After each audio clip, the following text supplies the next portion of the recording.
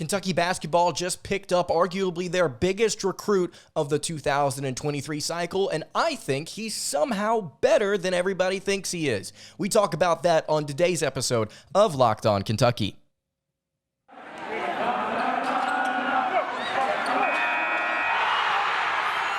You are Locked On Kentucky, your daily podcast on the Kentucky Wildcats, part of the Locked On Podcast Network, your team every day. All right, what's going on, Big Blue Nation? Welcome on into Locked On Kentucky, your daily Kentucky Wildcats podcast. I'm your host, Lance Dawe, writer for Sports Illustrated for various SEC-related things, but on this podcast specifically, we take a dive into all things Kentucky athletics. On today's episode of Locked On Kentucky, we are going to be talking about the commitment of Aaron Bradshaw to the Kentucky Wildcats, five-star center out of Camden High School in New Jersey. Going to be speaking with Jason Jordan, director of recruiting over at Sports Illustrated, about this kid. Going to talk about his skill set, what he brings to the table, the battle with Ugonna Onyenso in the front court next season. Also going to talk with Jason about DJ Wagner and what his recruitment looks like right now, whether or not he could be trending towards the Wildcats. He has been for a while, what his recruitment looks like. And then finally, we're going to do a player preview. We're going to continue the series along. Damian Collins is up next. Could potentially be a first-round type of guy this upcoming season. I know the numbers don't necessarily reflect it. His freshman numbers don't. But, man, this kid has been grinding this offseason, and he looks like almost a completely different player, although there are some things there that have stayed the same. Thank you so much for listening to the Locked On Kentucky podcast. If you have not already, please subscribe on YouTube. If you're watching on YouTube, yes, we've got the camera back. I know that I've seen a few comments complaining about this. Had some technical issues. Obviously, now you can see I don't know how to dry clean shirts. As you can see, this blue shirt I've got is incredibly wrinkled. But if you're listening on podcast, please continue to leave the 5-star reviews. Really, really appreciate you guys doing that. Without further ado, here is our conversation with Director of Recruiting over at Sports Illustrated, Jason Jordan. We are now excited to be joined by Jason Jordan, Director of Basketball Recruiting over at Sports Illustrated. Jason, we got a really big commitment to talk about today. Aaron Bradshaw, a five-star center out of Camden High School in New Jersey, announced his commitment to the Wildcats just 30 minutes before Big Blue Madness last week. Can you kind of give us a breakdown before we get into what he could do for this team? Can you talk about his skill set and what you've seen out of Bradshaw? So the biggest thing I would say with him is that impresses me the most is his ability on the defensive end first. I would say that first. His ability as a shot blocker. Super agile, super quick, but his timing is just impeccable. Like, he doesn't go for a lot of pump fakes. He really waits until the opposing players at the height of when they're actually going to shoot it. Like, it's like he's thinking. You can see his wheels turning on the defensive end. So that's always been very impressive to me with him. But, on the offensive end, he's stellar, man. Done a lot of improving over the last year. Face-up game has really come around. Back to the basket, very physical, finishes plays extremely well. Great hands, and super agile. He's even comfortable handling the ball a little bit. You can run the offense through him, get paint touches and really good vision. I think his vision is underrated. Like, I feel like he passes out of the post really well to find shooters, and just a guy who can totally help your offense run and sync. But on the defensive end, he's really a game changer. So big time prospect, as you said, for you guys. But that's nothing new for you. Yeah, for sure. Defensively, like you mentioned, really excited about what this kid can bring to the table. Yeah. You mentioned the offensive game, and that was actually a concern last season looking at this kid as a prospect, is that there wasn't necessarily a lot of fluidity there. Right. It seemed like the motor maybe wasn't necessarily there, and that maybe still be an issue. And Bradshaw's acknowledged that according to what I've seen. But overall, just a really, really good get for the Wildcats. When you look at what he could do in this John Calipari offense, you do believe that he could be somebody that Kentucky could run the offense through? Yeah, somewhat. I mean, he's not a guy who's, he's not to the point of being this amazing facilitator, but from the aspect of, getting the ball at the high post or the low post and, passing out of a potential double team and finding shooters. He's really good at that. And I think it's an underrated part of his game. And, I've seen the thing about the motor, and he has, said as much, but I feel like he's kind of underselling it too. I feel like when I've seen him play, he's really brought, I know what people mean when they say that. Like, so I don't think I think people overdo when they say this kid has a high motor. I mean, everybody has lapses, right? So Right. trust me. So I don't nitpick that as much. He definitely has improved there. So the fact that he recognizes it is the actual win. So but I think he's gotten better with it, especially over the last 3-4 months, especially towards the latter parts of the summer. I definitely think that he's improved in that regard. As the game continues to kind of evolve and change, a lot is being asked of big men, specifically with their outside Yeah, shot and what they can do creating outside of the paint. It seems like, according to what I've seen, he's extended his range to maybe the mid range area, still working on his 3-point shot. But have you seen him kind of develop that yourself? yeah. I mean, it's gotten better, especially in the mid range. I don't think he's pulling threes out there. Not Sure. in your offense. I don't think Cal's gonna have that. Let's just make that all the way clear. Yeah, it's always funny when I hear that about a guy that I've watched, and they're like, yeah, he's working on his 3-point shot. I'm like, well, he can work on it in practice. Calipari ain't gonna let him shoot it. So I don't see that. I'm gonna be all the way honest with you. But I think he's gonna be for what he does, he's gonna be very productive as he accepts that role, and I believe he will. You talk about Bradshaw being, well, first and foremost, a defensive prospect, and he sounds kind of similar to another commitment that the Wildcats just got recently, Ugonna Onyenso, who Yeah, he's going to be pairing up in the front court next season with after Oscar yeah, Tshiebwe departs. The last time we talked, Jason, we discussed the fact that Bradshaw may not want to have to come and compete for his playing time potentially, but with this decision, it seems like he's more than willing to take on that challenge with Onyenso. yeah. Time wears you down. Time wears you down. Time it gives you perspective. And Ayenzo is a great prospect, a lot of upside. But I don't think Bradshaw's worried about not getting time. I Sure. want to say that in the nice way. So I think he's gonna be okay, and I think he knows that. When you look at 4 and 5 star prospects like Onyenso and Bradshaw, and you obviously expect to see, or they expect to see a certain amount of minutes, or maybe a certain amount of playing time, what kind of do you think goes through their heads whenever they're being walked through this recruiting process? And what's kind of the pitch to them? Is it a specific minute count? Is it just a promise of having to go in there and compete and earn it? Yeah. What does that necessarily look like? And what do you think the draw was for Bradshaw to commit to the Wildcats? Well, that pitch is different everywhere, but with you guys, it's definitely going to be. Calipari is definitely my way or the highway type coach.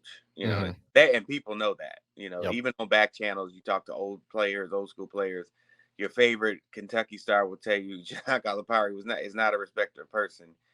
He will get on you, and it's all about running what he wants to run, and then you're gonna have to play defense, and both of those guys are workhorses on the defensive end. So in that regard, I don't think either of them will have a problem seeing the court. Now, Bradshaw's more further along offensively, I think. But both of them, yeah, I think they could play together. I think they could play together. I mean, I think that would be gritty, high low. Yeah. They have a lot of similarities, so I don't think they would be as fluent in a high low. But to your point, as Aaron continues to develop his offensive skill set in the mid range and in the low post, I think those guys could coexist down there.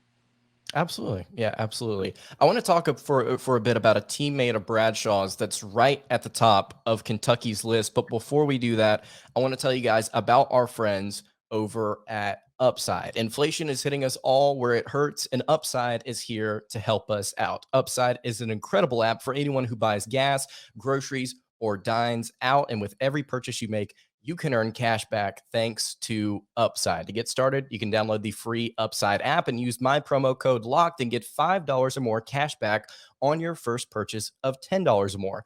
Then you can claim an offer for whatever you're buying on Upside. You can check in at the business, pay as usual with a credit or debit card, and get paid. In comparison to credit card rewards or loyalty programs, you can earn 3 times more cash back with Upside. Upside users are earning more than $1 million every single week. It's not a fluke. It's legitimate. I use it myself. I've encouraged other people, other relatives to use it. They've said great things about Upside. It's the reason why Upside has a 4.8 star rating on the App Store. And you can download the free Upside app today and use promo code LOCKED to get $5 or more cash back on your first purchase of $10 or more. Again, that's $5 or more cash back on your first purchase of $10 or more using Upside. All right, continuing along here on the Tuesday edition of Locked On Kentucky, Lance Dawe hanging out here with you with Jason Jordan, Director of Recruiting over at Sports Illustrated.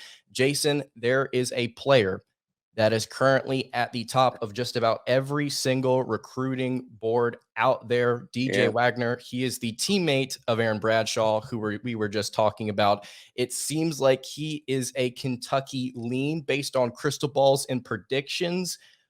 Could we see DJ Wagner maybe unite with Aaron Bradshaw next season for the Wildcats? Well, I definitely think it's trending in that direction, but I don't know that that's anything new. I mean, I think everybody knows it's always been a 2-horse race there. But, you know, I think I'll say it like that. I think it's trending. I like for people to have their moments. So I think it's trending in that direction. And I think we'll probably know something before his season starts. I believe in December is when they kick off. So some time to go. I know fans don't like that. They get antsy because it's like, what could change? Like what kind of last second ditch effort could the other school, we won't, I know you guys don't want to hear that name. So what could they do? These guys pull a rabbit out of a hat, and there are a lot of variables working on their side, obviously family ties on that side as well.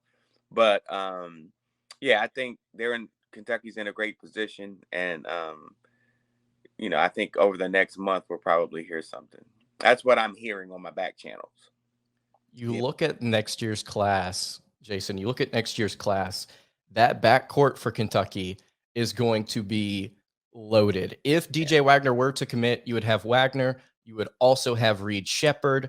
You would also have Robert Dillingham running the point. I mean, how do you sort that out if you're Kentucky? How do you find ways to get those guys minutes? How do you run that? Yeah, well, I mean, at the end of the day, they're going to all have to buy in. Everybody's going to, but see, that's kind of the new wave. I mean, you look at another school I won't talk about, but they also have a blue color. But they've been selling guys on this for years. You're not coming here and averaging 25 a game. You know what I'm saying? But you can go to the league after you average 10 to 12 a game and make 25 million. Right. So you weigh that out, right? Come here for the great, put everything aside, and you can come here and honestly, there's something to be said for, and I've said this with 5-star, and I know parents of recruits that say, the upside of going somewhere where there is an influx of talent is you can go somewhere and hide your deficiencies, right? So you can go and where you may fall short in some areas, and I know 5-star kids don't like to say they fall short, but they do. And so you can go there, and all the ball handling duties aren't on you. All the playmaking duties aren't on you. All the shooting aspects of the game and defense is not all on you. And so that is appealing to specifically parents, because I've heard that multiple times from parents, because parents are a little bit more realistic, if you can believe that. And those people don't like to think that that's true, but parents are a little more realistic than players. So that is like a pro for going somewhere with an influx of talent like Kentucky every year. Is DJ the best player in the 2023 class in your mind? Ooh, man. He's definitely in our conversation. Our SI-99 will come out like early December. He's definitely up there. I mean, I think Isaiah Collier is also up there. I mean, he's done a lot. He was hurt, but then when he came back, he was completely dominant twice in a row. And his game is through the roof and insane. So our SI-99 comes out in early December. So those two guys are definitely going to be on the short list of about 3 or 4 that will be in contention for that top spot. But DJ is definitely, I mean, it's tough to argue that. Final question here to you, and then we'll let you get out of here, Jason. Kentucky this season, What do you expect out of the Wildcats, and do you think they are capable of making a national title run? Do you think they actually will, considering last season the expectation was they at least make a considerable run in the NCAA tournament? We all saw how that turned out. Is this squad different in your mind? I know that you're more of a recruiting guy, but just kind of talk with me about the Wildcats here for a second. Yeah, so I think I think that there's obviously you know, everybody wants to put last season to bed, right? I think your fans, I know that your staff does. And so I think, will they make a title run? I definitely want to shy away from talking about that in October. But, I think they have a lot of pieces, a lot of playmakers on the court.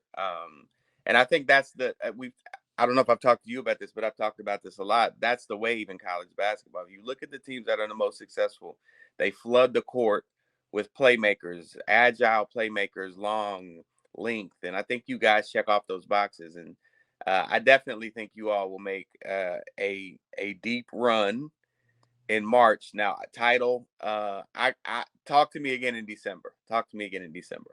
All right. Sounds good. It's going to be a fun season. It's going to be really, really fun to see how the how next season pans out with all the stud recruits coming in. Yeah, we'll continue to discuss those with you, Jason. Talk about the other pieces that Kentucky could be looking at in the future. But hey, really appreciate you coming on today's show. Tell everybody where they can find your content. SI.com, college basketball. We'll do I have a lot of Kentucky coverage over the next couple months. So maybe we'll expand on on those title runs. Here are some stories that we have planned coming up. So definitely stay tuned to that. Absolutely. Again, Jason, thank you so much for hopping on. Thank you.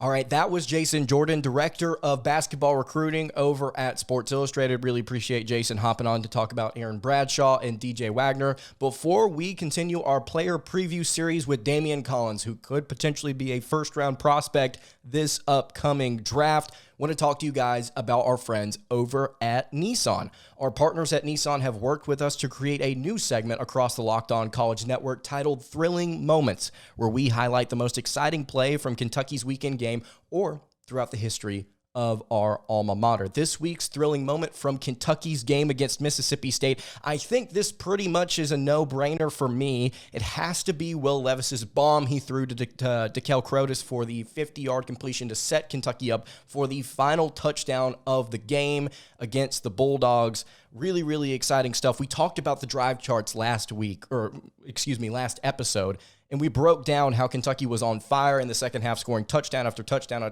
after touchdown. There's a pick six in there, but this bomb to Crotus, you really, really like the thrilling moments when you have a player streaking downfield and he is just wide open. You see the crowd get into it. It's really, really quiet whenever the quarterback lets the ball go, and it slowly starts to build as you see the player streaking downfield, and once he catches that ball, everybody erupts. It was the same thing in this game. Really, really fun whenever you get to see explosive plays like that click. It was phenomenal. It's our Nissan thrilling moment of the week. This segment has been inspired by the thrilling new designs featured across Nissan's new lineup of vehicles. Pursue what thrills you in the all-new Frontier, Armada, or Pathfinder today. Available now at nissanusa.com.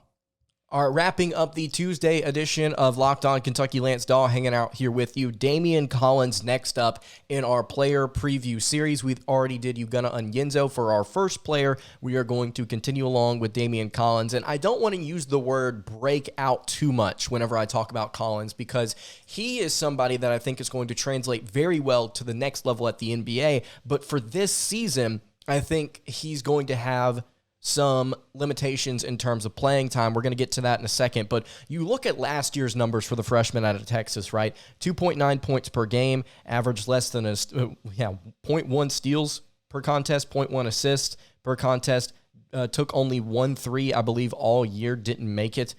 Shot 85% from the free throw line, which is really, really solid. Shot 57% from the field, 61% from two. This guy last year was pretty efficient, I would say, outside of the shooting the three ball, and he didn't necessarily get a lot of opportunity to show what he was capable of because Kentucky had so much depth in the front court with Keon Brooks and Jacob Toppin kind of taking over. Oscar Tshiebwe also in there as well. Lance Ware also somebody else. So Damian Collins kind of had to take a back seat to some of these guys. Well, Keon Brooks is gone. And if I had to make an assumption as to whether or not Lance Ware or Damian Collins sees the floor second at the power forward spot after Jacob Toppin subs out, I'm going to go with Damian Collins for a couple of reasons. First off, I think you've seen it, I've seen it, we've all seen it. Damian Collins in his offseason progression so far, well, based on what we saw in the Bahamas, based on what we've heard from Cal, it's been really, really solid. He's developed an outside shot. He's gotten more comfortable handling the ball. Obviously, this kid is really, really explosive, very athletic, could jump out of the gym, but he's starting to develop some of those things that you need to do in order to have success, not just at the collegiate level, but at the NBA level, which has become an all-around type of player. I know that we've talked a lot on this podcast about how the NBA essentially demands players to be versatile in their game and versatile in what they can bring to the table. College, a little bit less so, but also college is starting to trend that direction where you're seeing a lot of positionless basketball, and you're starting to see teams like Kentucky and North Carolina and Kansas and Duke. They have extremely talented athletes, and we've seen this for a long time, but they're starting to not just be athletes that are good at their position, they're athletes that can do a lot more than what their position asks them to do. You see big men starting to step outside to the three-point line to start to try some outside shots. You see point guards also, instead of just distributing, they've become really, really strong scorers as well. It's not necessarily this 1980s, 1990s basketball, although some may tell you that the schemes that some of these teams are running are still the same as they were just a couple of decades ago.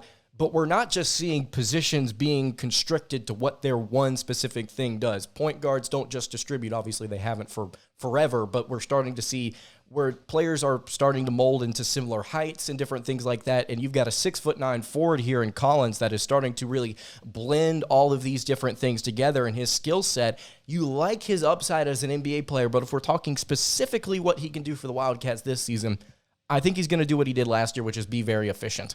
But he's going to do it in a little bit of a larger role. Jacob Toppin's going to get the start at power forward for the Wildcats this season. Really, really bouncy, athletic guy himself. Also been working on his three-point shot, and based on what we saw in the Bahamas, he's somebody that we need to be looking out for. But Collins is somebody that I think if he's given the minutes to actually play, whether that be backing up Oscar Tshiebwe at the 5 or backing up Jacob Toppin at the 4, he could rotate in and out of their spot. We saw him do both last year.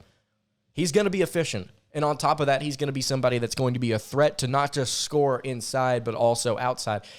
It's interesting. You talk about the efficiencies.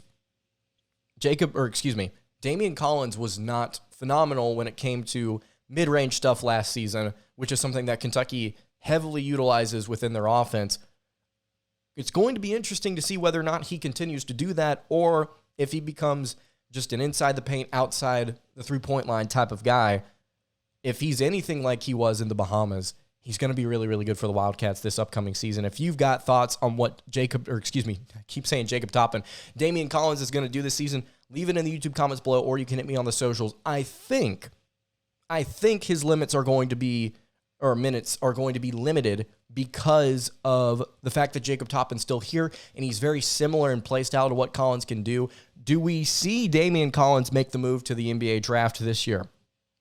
I think that it's very, very possible. I'm going to lean towards yes, and statistically he may not be there, but I think that you see the physical talent if you're an NBA scout, and you see the physical talent if you're on Kentucky's team or if you're a fan of Kentucky, and you understand, look, you don't necessarily have to put up big numbers to go to the NBA and then hit it big. Just because there are guys in front of you that are taking up the majority of the minutes doesn't mean that you're a bad player. Sometimes seniority just simply wins out, and I feel like that's a big part of this with Jacob Toppin. No disrespect to Toppin, who I think is a better player than Collins right now in his career.